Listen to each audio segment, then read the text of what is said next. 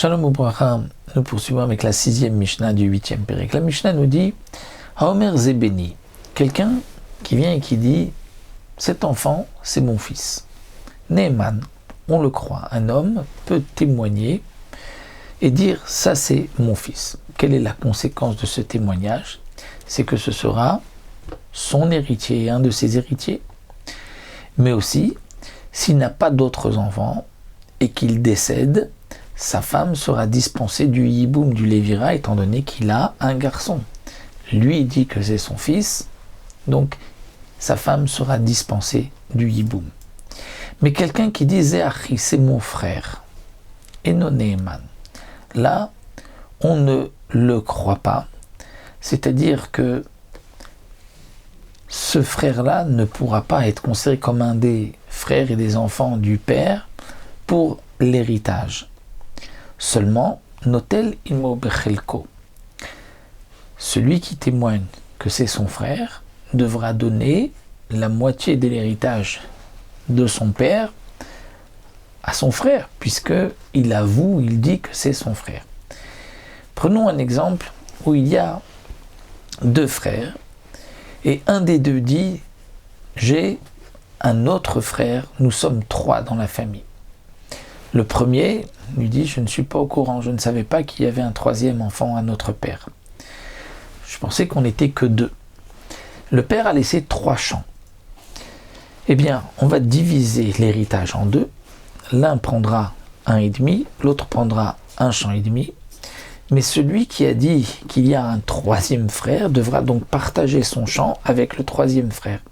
Donc l'un gardera 1,5 champ et les deux autres se partageront l'autre champ et demi, étant donné que l'un dit que tu dis que c'est ton frère, donc tu devras partager ton héritage avec ton frère. Mais, et si ce frère-là ensuite décède, et qu'il n'a pas laissé d'enfant, les biens reviendront, mais uniquement à ce frère-là, à celui qui a dit c'était mon frère et qui a partagé son héritage, pas celui qui disait je ne savais pas, puisque lui n'a pas partagé son héritage, donc il ne reprendra pas cet héritage, puisque d'après toi tu n'as pas de frère, donc tu ne peux pas ensuite hériter de cette part, étant donné que cette part a été donnée par celui qui a reconnu, qui a dit qu'il y avait un troisième enfant au père.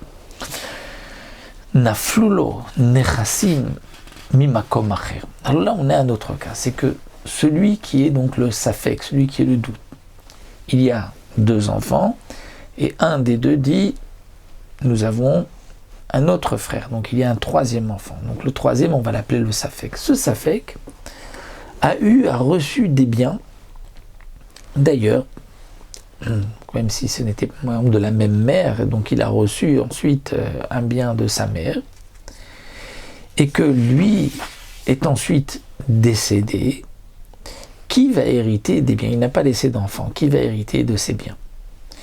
Eh bien, Yirshu Echav Imo, ses frères, c'est-à-dire tous ses frères, et même les frères de celui qui a témoigné, qui a dit c'est notre frère, eux aussi vont hériter. Pourquoi? Parce que eux n'ont pas nié, n'ont pas dit ce n'est pas notre frère. Ils ont dit on ne sait pas. Donc étant donné que lui dit que c'est un frère, eh bien lui-même avoue que l'héritage de ce safek doit être partagé avec ses frères qu'il a fait jusqu'à présent. Comme eux ne nient pas, ils disent juste nous ne savons pas, eh bien eux feront partie aussi de l'héritage, recevront une part de ce que le safek a reçu. Un autre cas, nous dit la Mishnah, Mishemet venimtset deyatiki kshura lirecho, celui qui est décédé. Et on a trouvé deyatiki, c'est un testament qui est attaché sur sa cuisse. C'est-à-dire, il a fait écrire un testament, mais le testament n'a de valeur qu'une fois qu'il a été donné. Même s'il a été écrit, qu'il y a eu un kinyan, mais généralement, il n'est valable que lorsqu'il est donné. Et là, il n'a pas été donné, il était attaché à sa cuisse. Ce n'est rien, puisque peut-être qu'il l'a fait écrire, mais il ne l'a pas encore donné. Donc, puisque il ne l'a pas donné, peut-être qu'il a changé d'avis, donc on ne tiendra pas compte de ce qui est marqué dans ce testament.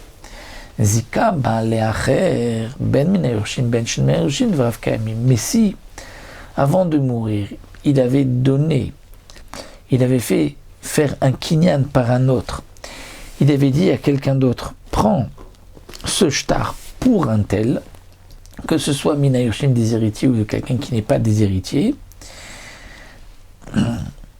eh bien, dvarav kayamim, dans tous les cas, les paroles sont valables, c'est-à-dire que, étant donné qu'il a fait faire un kinyan de son vivant, il a demandé à quelqu'un, prends le shtar pour un tel, et qu'il soit héritier ou pas de ses héritiers, eh bien, là, ces paroles seront valables, étant donné que le shtar, dans ce cas-là, a été donné par quelqu'un qui l'a levé pour la personne en question. Donc, s'il avait été juste rattaché à sa cuisse, là on se dit, puisqu'il n'a pas été encore donné, eh bien il n'y a pas de testament après sa mort. Un homme peut donner de son vivant, mais pas après de sa mort, donc ses biens seront partagés parmi ses héritiers, même si dans le testament c'est marqué différemment. Donc voici pour cette 6e Mishnah, et on se retrouvera pour la 7e la prochaine fois.